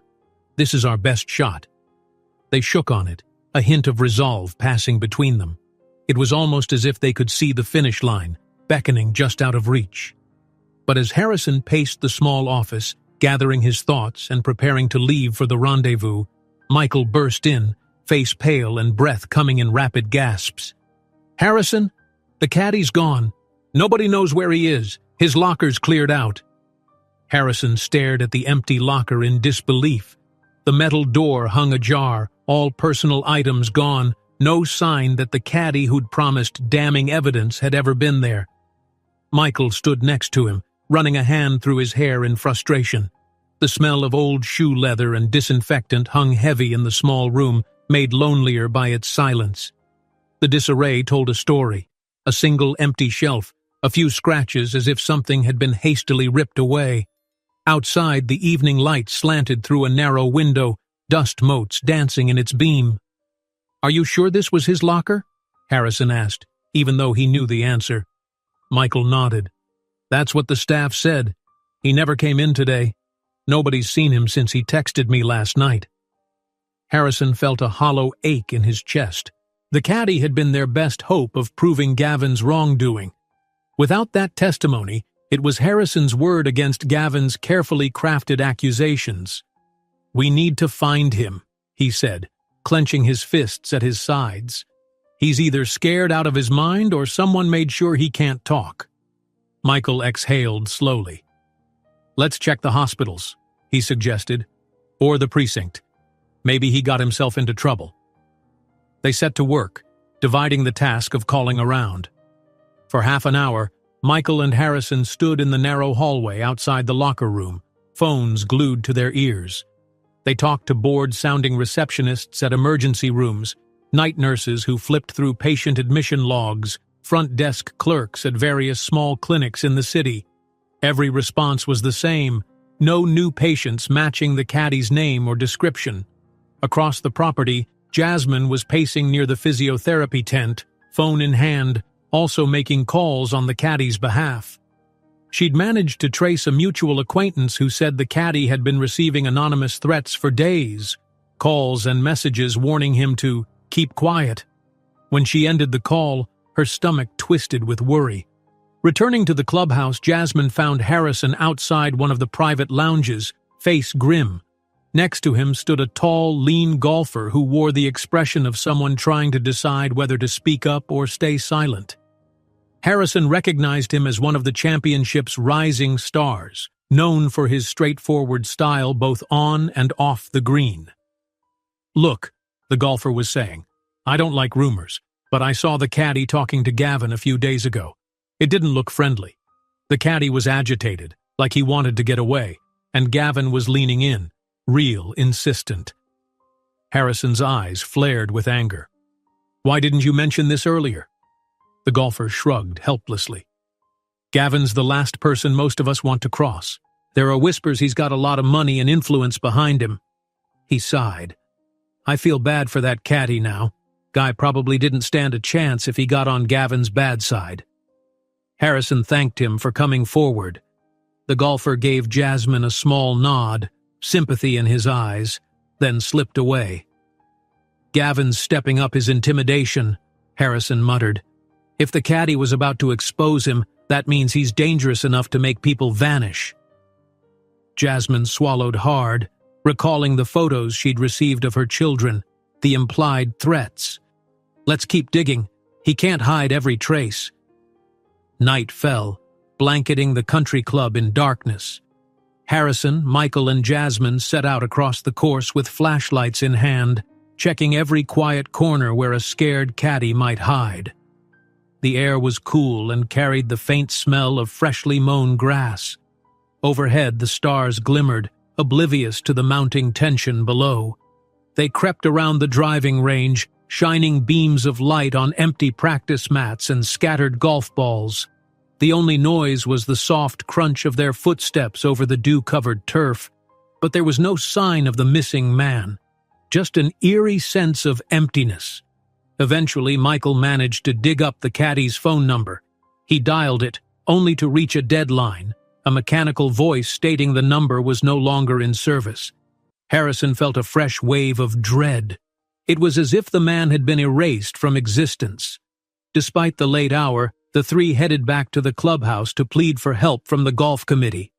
In a large meeting room, under harsh fluorescent lights, Harrison explained the urgency of finding the missing caddy, but faces around the table remained guarded. A rotund committee member leaned forward. "This is all very concerning," he said, "but do you have any concrete proof tying Gavin to the caddy's disappearance?" Harrison's frustration bubbled up. "No, not yet, but we know the caddy had information about the rigging, and that's reason enough for Gavin to silence him." The committee members shared uneasy glances. One cleared her throat. "Without evidence, we can't just point fingers. We're sorry, Mr. Montgomery, but we have to remain neutral. This scandal is bad enough already." As they left the meeting, Michael tried to soothe Harrison's anger. "They're scared. This could crush the entire tournament if the truth goes public." Harrison's response came through gritted teeth. Better that than letting innocent people vanish because of a cover-up. Back in the hallway, Jasmine's phone buzzed. She glanced at the screen, hope flickering for a second that it might be the caddy. But it wasn't him. It was a friend from the physiotherapy department whispering about more suspicious behavior she'd witnessed. A man in a suit lurking around, asking pointed questions about Harrison's private life, specifically about the rumored children. Jasmine thanked her quietly, dread pooling in her stomach. Meanwhile, Michael had stepped aside to check the caddy's social media. He scrolled through old posts, photos of golf tournaments, selfies with famous players, snapshots of nights out. But the latest entries hinted at threats, cryptic remarks about not wanting to keep secrets anymore, and a final post that read, "If something happens to me, ask questions." "There," Michael said, showing Harrison the screen. He was clearly afraid. Harrison let out a long breath. "That must be why he reached out to us in the first place. Now we need to figure out where he's gone or who's taken him." An urgent text arrived just then from a staff member near the 17th hole. "Something weird on the ground. Think you should see this." Harrison and Michael exchanged a look and dashed off, Jasmine following close behind. They reached the quiet edge of the course, flashlights in hand. The staff member waited by a cluster of trees, pointing to footprints leading away from the green. At their feet lay a scrap of paper, torn at the edges. Scrawled in shaky handwriting were the words, "I'm sorry." Harrison bent down, picking it up with trembling fingers. The paper was damp with night dew. "He must have left this," he said softly. "Maybe he was forced to." Jasmine swept her flashlight over the footprints, a trail that disappeared near a paved path. "He's in trouble. He probably couldn't reach us before someone got to him." They retraced the footprints as far as they could until they vanished near a fence. Beyond was a patch of scrubby ground leading to a dark road. No sign of the caddy, only a suffocating sense of dread left behind. All the while they had to be mindful of Gavin, who had chosen that same evening to stage a small press conference by the clubhouse.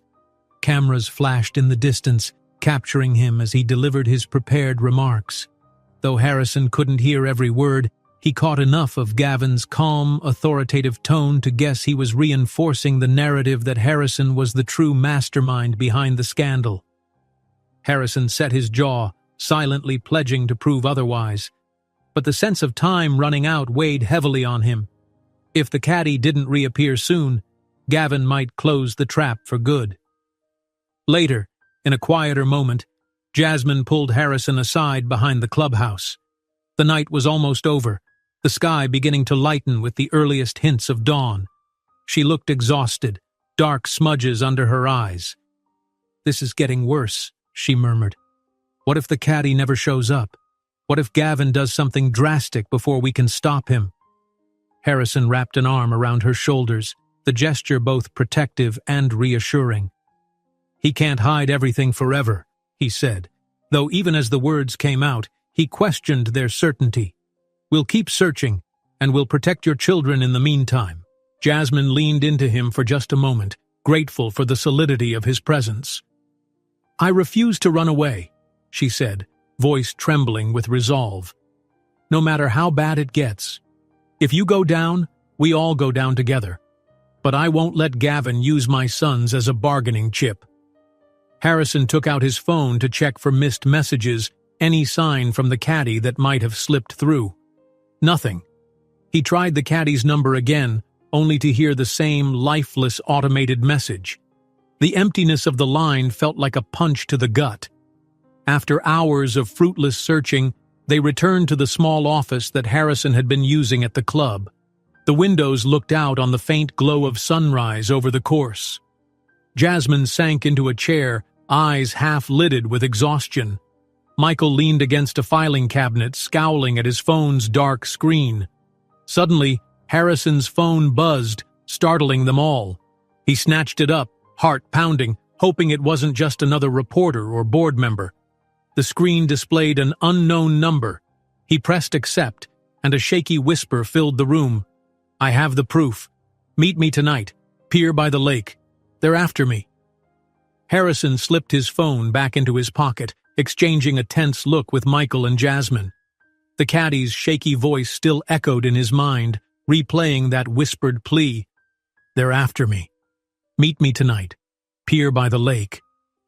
They had only a few hours before nightfall, just enough time to form a plan.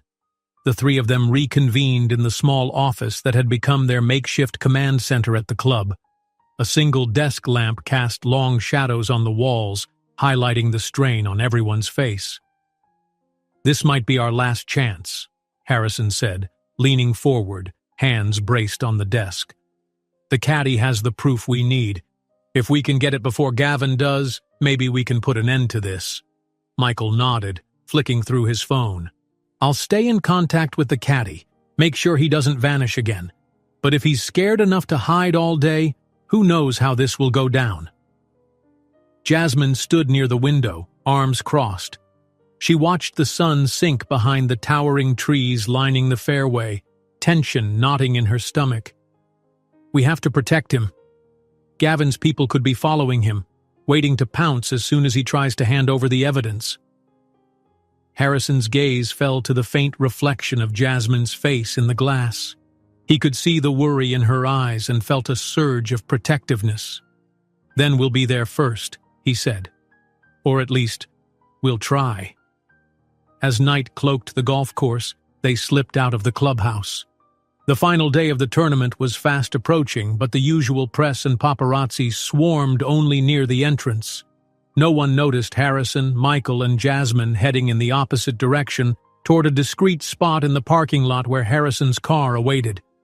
They drove in uneasy silence, the road illuminated only by streetlights that glowed in sparse intervals. Michael tapped at his phone to send brief updates, hoping to keep the caddy calm. Meanwhile, Jasmine occasionally glanced at the rearview mirror, worried they might be followed. She couldn't shake the images of threatening notes and suspicious strangers asking about her children. After 20 minutes, they reached a secluded stretch of road leading to the lake. The pier jutted into dark water, reflecting the moon's pale light. A scattering of tall reeds rustled in the breeze, and the occasional chirp of night insects broke the stillness. They parked some distance away and approached on foot, flashlights off to avoid drawing attention.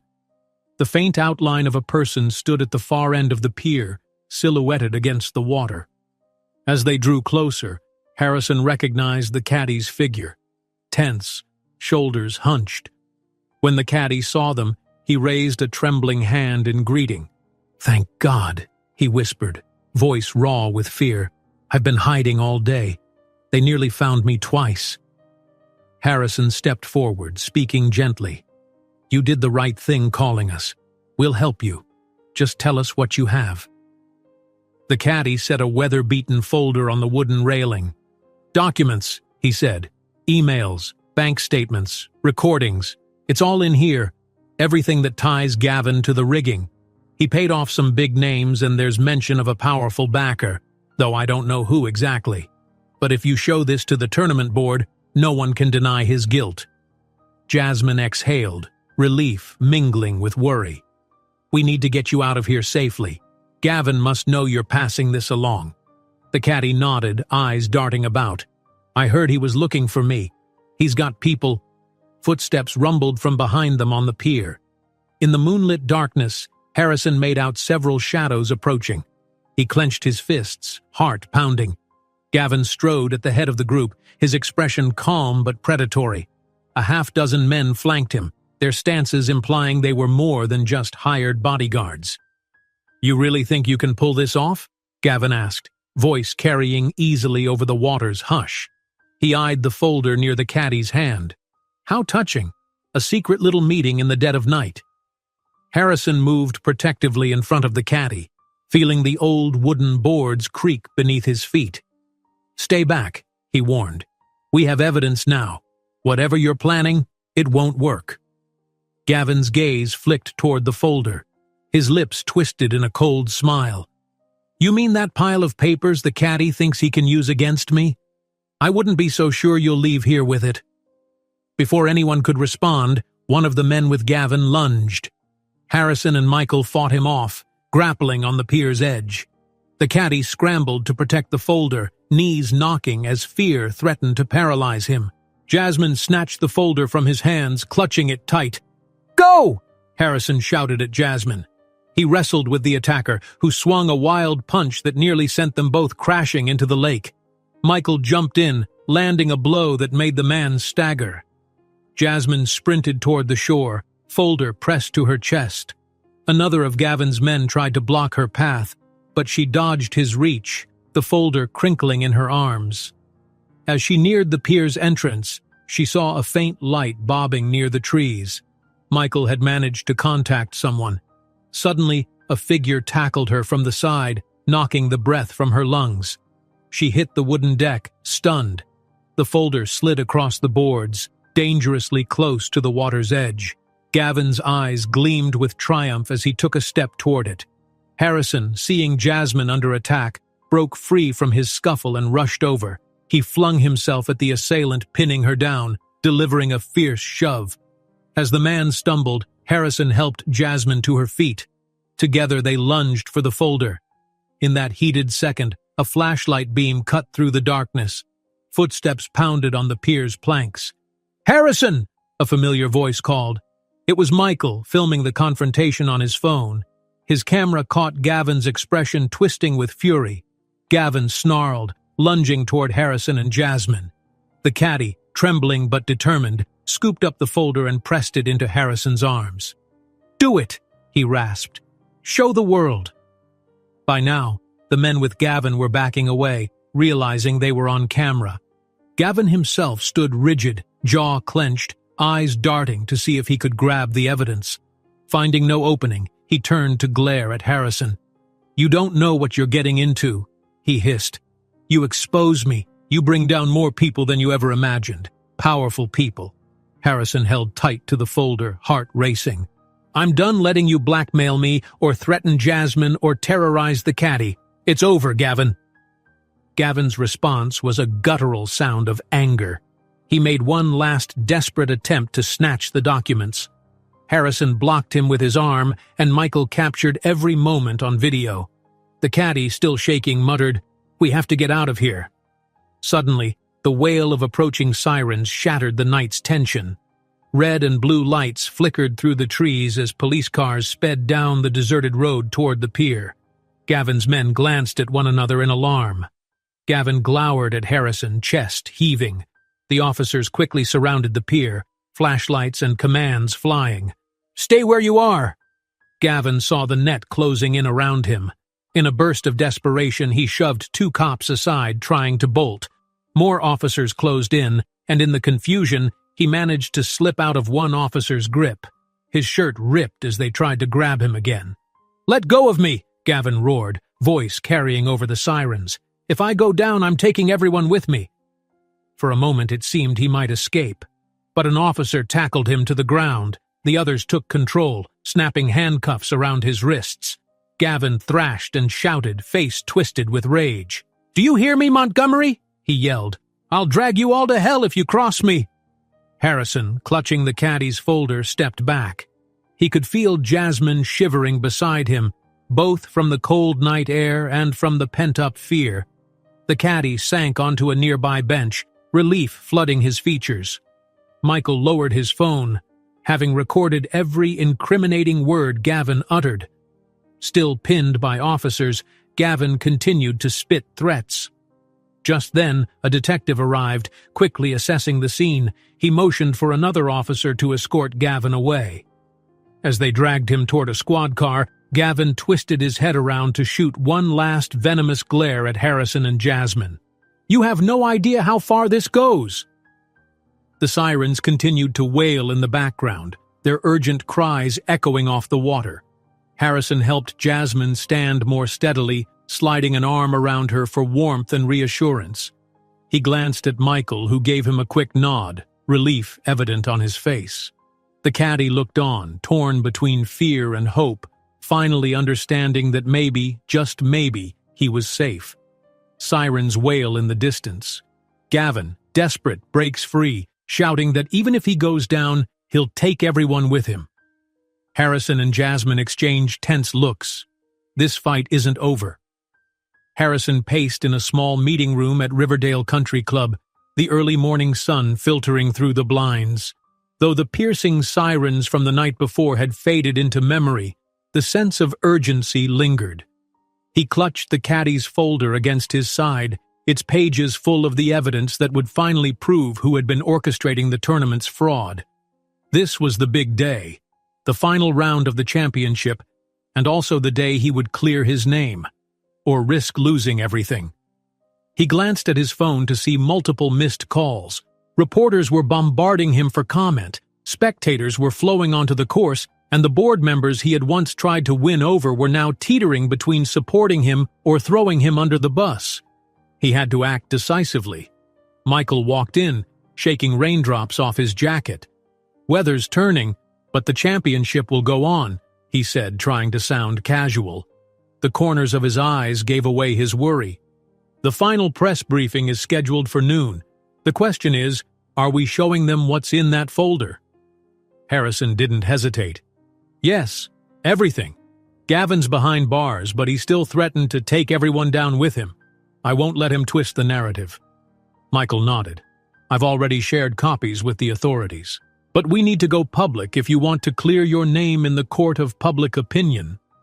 At the thought of standing in front of cameras, heart pounding, Harrison felt a flicker of anxiety. But he remembered Jasmine's words. Hiding would only give Gavin or whoever was backing him more power. He left the meeting room and stepped out into the corridor, where staff scurried about, preparing for the final day of play. Sporadic applause erupted from the course outside as early golfers sank putts on the practice green. The polished floors glinted under bright lights, as if the entire building waited for a showdown. Making his way to the physiotherapy area, he found Jasmine checking her phone with a concentrated frown. She looked up, relief and tension mingling in her eyes. "They just confirmed the final round will start soon," she said. "The board wants the show to go on, but after the fiasco at the pier last night, I'm sure the media will be circling like sharks." Harrison nodded. He gently touched her arm, noticing how fatigued she seemed. "We have the evidence," he reassured her. "The caddy's out of immediate danger, and the police will want to speak with him again today. I'll do whatever it takes to clear this up, and keep you and the boys safe." She drew closer, lowering her voice.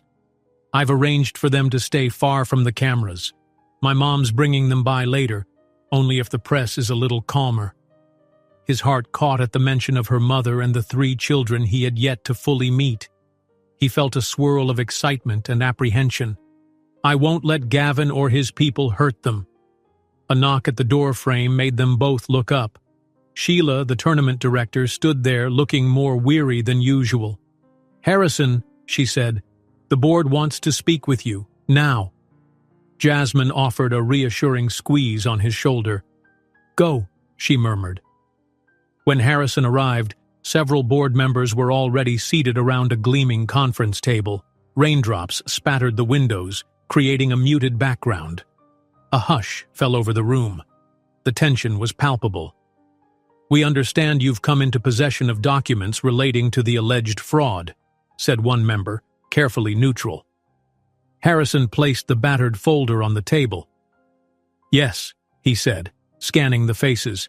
"Emails, bank statements, recorded conversations, tying Gavin Reynolds to match-fixing, bribes, and blackmail.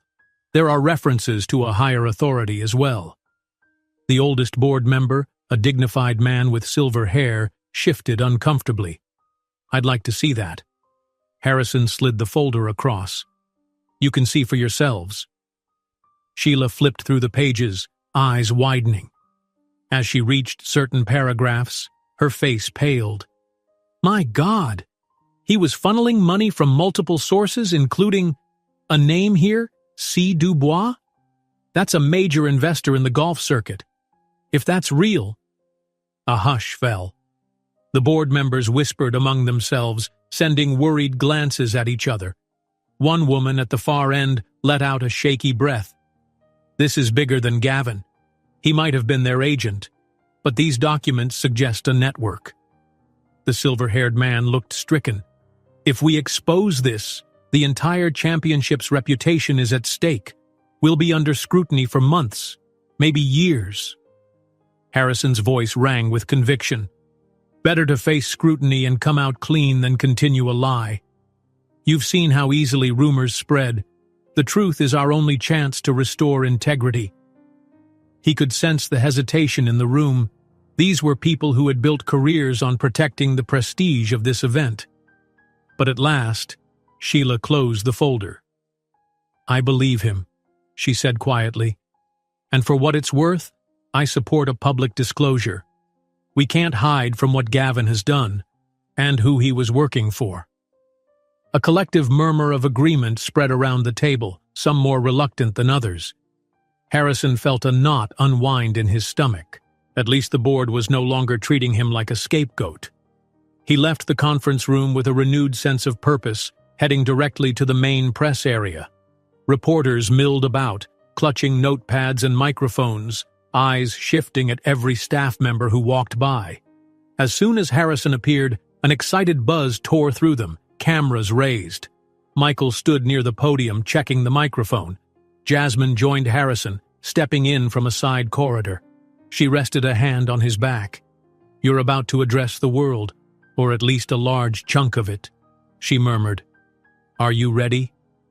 He glanced at her, recalling the sleepless nights, the threats, the guilt that he never knew he was a father to 3, but also the determination he felt ever since. Yes, he said, for all of us. Walking up to the podium, he cleared his throat, silencing the chatter. Dozens of faces stared back. The hush was tangible, electric. A flash of lightning outside lit the windows, followed by a distant rumble of thunder, a fitting backdrop for the storm he was about to unleash. Thank you for being here, he began, voice steady. He introduced himself, reminding everyone that he was the sponsor who had come to uphold the values of the game, only to find corruption festering beneath the surface.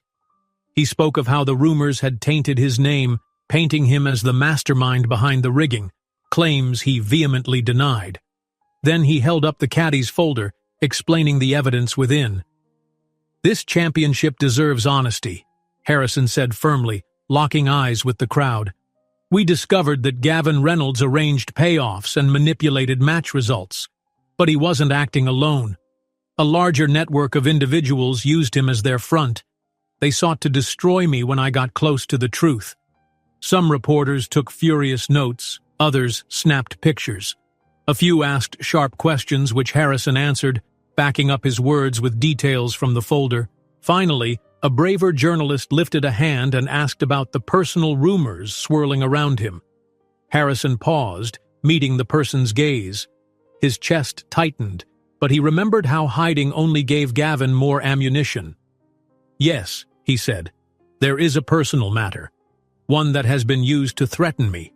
I recently discovered I have 3 children, triplets. They've been kept out of the public eye for their own safety. He felt Jasmine's presence off to the side, willing him strength. At first I was shocked, but now I understand this is a blessing I can't run from. A low murmur rippled through the press, cameras clicking more furiously. Harrison raised a hand for quiet. I intend to be the father they deserve, openly, without shame. This scandal won't change that. The tension in the room intensified, but it was different now. A sense of empathy seemed to stir among some of the journalists. The story they had come to chase was bigger and more complex than simple rumors. 1 hour later, the final round of the tournament resumed under a fragile calm. The sun emerged from behind stubborn clouds, and a crowd gathered around the 18th hole, wanting resolution not just to the match but to the chaos swirling around. Harrison watched from a VIP section along with Michael, his phone buzzing every few seconds with new messages. Jasmine appeared, holding out her phone. "They've arrested a top official, someone from the board of trustees," she whispered. "Apparently, the documents named him too. Police took him in for questioning." Harrison nodded, relief creeping in. The truth is unfolding. Let it keep coming. As the final putt sank, applause thundered across the course. The champion raised his arms in triumph, and the crowd roared. In that moment, Harrison felt a burst of hope for the sport he had come to believe in again. To his surprise, a commotion at the edge of the crowd signaled Jasmine's mother approaching, ushering 3 curious little boys forward.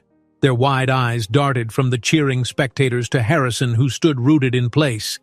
He saw them for the first time in the bright afternoon sun, identical faces framed by small, nervous smiles.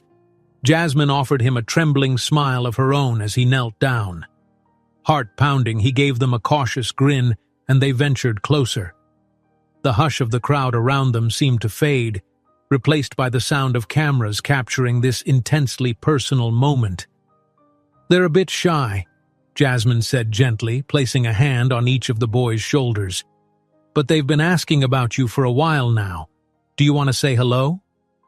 Harrison's throat tightened. "Hey, guys," he murmured, keeping his voice soft. I'm your dad. It's nice to finally meet you." One boy stared at him intently, another fiddled with his shirt hem, and the third ventured a small, shy wave. Harrison's heart swelled, eyes misting. Slowly he held out an arm, letting them come closer if they wanted. With cautious curiosity, they approached. He scooped the nearest one up and settled him on his shoulders, a gesture he remembered from childhood days with his own father. The boy giggled, gripping Harrison's hair for balance. A hush fell over the cameras and onlookers, as if everyone realized they were witnessing something beyond the usual sensational headlines. Jasmine stood by, tears glistening but a smile on her face. Harrison, inhaling deeply, glanced at the camera flashes, unafraid.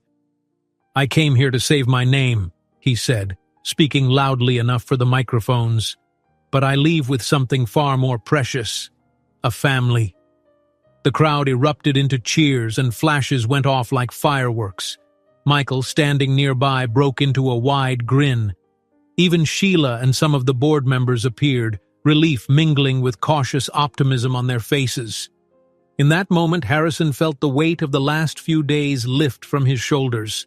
He had confronted the corruption, protected the caddy, exposed Gavin, and most importantly, taken a step forward with the children he never knew he had. The path ahead wouldn't be easy. There would be challenges, questions, and plenty of public scrutiny. But as the applause swelled around him, he realized he didn't face it alone. He ruffled the little boy's hair gently, feeling tiny hands gripping his shoulder. The world still watched, but for the first time, Harrison felt certain of his direction. He lifts one of the triplets onto his shoulders and addresses the media. "I came here to save my name, but I leave with something far more precious: a family." The crowd cheers, cameras flash, and a promising new chapter begins for everyone. If you enjoyed this story, don't miss the next one. Just click on the screen.